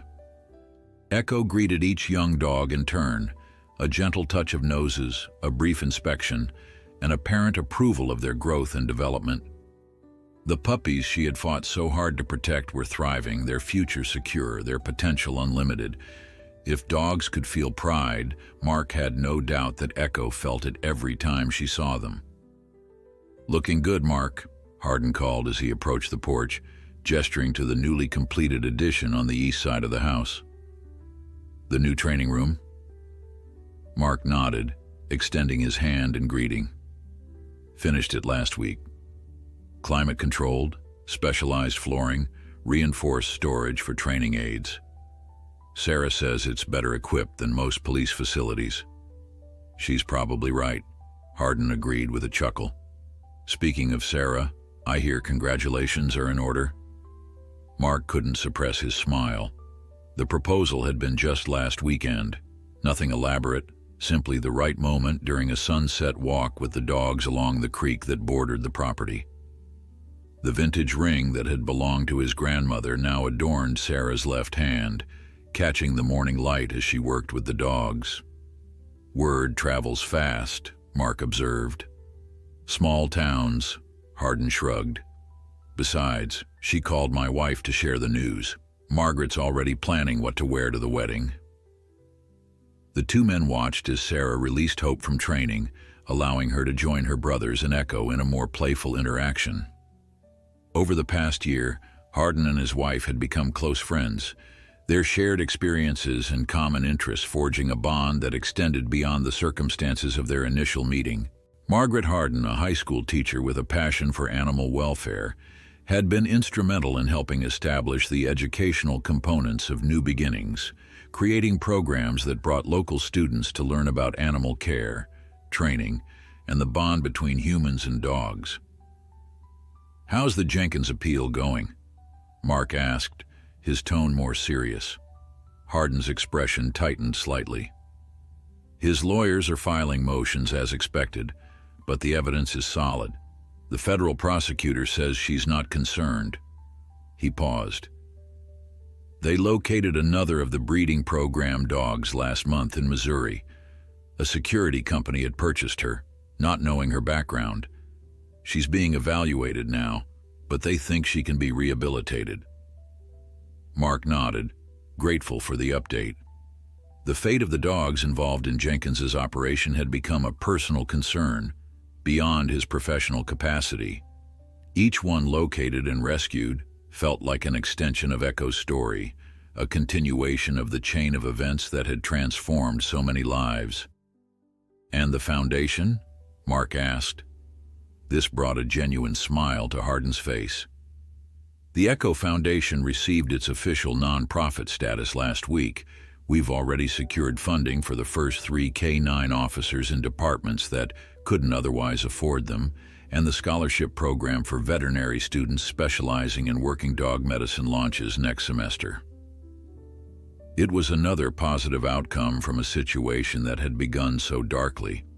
A foundation named in Echo's honor, dedicated to supporting K-9 units in small departments and promoting integrity in law enforcement. The publicity surrounding the Jenkins case, while difficult for Riverdale, had ultimately created an opportunity for meaningful reform and heightened awareness of the valuable role working dogs played in community safety. Sarah approached the porch, Hope trotting dutifully at her heel, followed by Echo, who had apparently decided the younger dogs had had enough playtime for now. Shadow and Chance continued their game in the distance, their energy seemingly inexhaustible.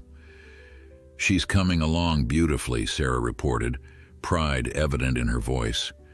"Her focus is incredible for her age."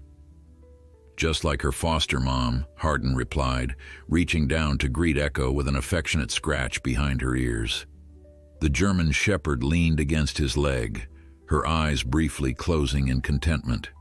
The four of them stood in comfortable silence for a moment, watching Shadow and Chance finally tire of their game and head toward the water trough by the barn. The autumn day was perfect, crisp, clear, with just enough breeze to stir the colorful leaves still clinging to the maples that lined the drive. "Hard to believe it's been a year," Mark said finally. "Sometimes it feels like yesterday we found Echo in that tunnel. Other times it feels like another lifetime." Sarah slipped her hand into his, the engagement ring a new but already familiar presence. "In some ways, it was another lifetime, for all of us." Hardin nodded, his gaze distant for a moment, perhaps remembering the dark days of his own ordeal, the loss of his partner, the years spent gathering evidence while in hiding. "Echo saved more than just those puppies in that tunnel," he said quietly. "She saved the truth, kept it alive when it could have died in darkness." Echo, hearing her name, looked up attentively, then settled again, apparently satisfied that her presence was acknowledged. Her mission, the one that had sustained her through starvation, pain, and isolation, was complete. The puppies were safe, thriving under the care of humans who would protect them fiercely. The truth had emerged, justice had been served.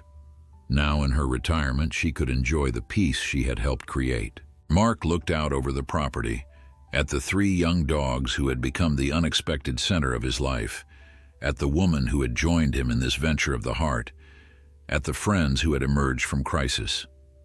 The sign at the entrance to the drive caught his eye. New beginnings. It was apt, he thought, for all of them. A German shepherd, tied in a tunnel, had indeed been hiding something that made her rescuer cry, not just vulnerable puppies, but a truth that needed to be told, a future waiting to unfold, and the remarkable capacity for loyalty, courage, and love that could flourish even in the darkest of circumstances. Some beginnings, Mark reflected, watching Hope gaze up at Sarah with complete trust and devotion, were worth fighting for, worth sacrificing for. Echo had understood that instinctively. The rest of them had learned it through her example. And now, that understanding shaped everything they did, everything they were building together one day at a time.